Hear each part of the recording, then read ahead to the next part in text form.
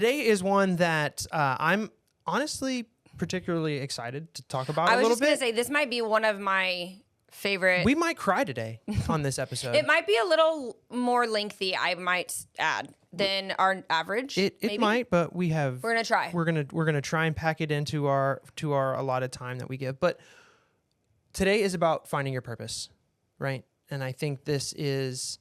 I don't really know that gets this is something that everybody struggles with. No, I don't know. Like, we'll have to see what people say. Or I think that people struggle with it at different parts of their life. Or different levels, I guess. And definitely the extremes of But for both of us, I don't know that this is normal either, but for both of us, we have really experienced this on a pretty similar level. Yeah.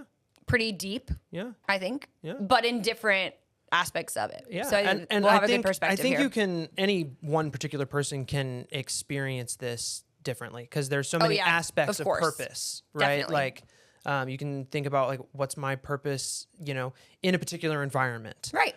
What's my purpose overall in life? Absolutely, right?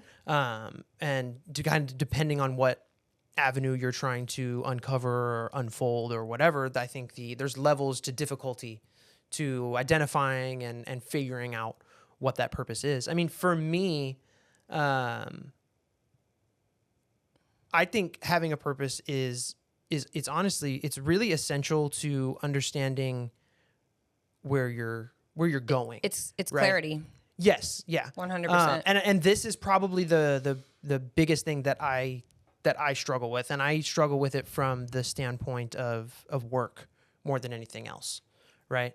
I sometimes don't know if you're on the right path. Well, if I'm on the right path, or if the things that I've chosen to pursue, invest in and pursue are the things that I really am passionate about, or it's really, so funny to hear you say that because really on the outside, like I just can't imagine anything else for you. Well, right. But I always attribute this to like when I was a younger kid, like, yeah, we had things that we were into and that we liked or whatever. Or what you want to be when you grow up. Kind of, but I just always remember as a kid, I never really honestly gave a shit about something super like hardcore. Right. Like it was kind of like a lot of my default things in terms of feelings were kind of, it is what it is. Yeah. Right.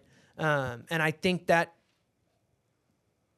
helped me maybe get through childhood a little bit, like maybe not be in certain feels or whatever, or something, because you were just like, it is what it is, what and it move is, on. right? Yeah.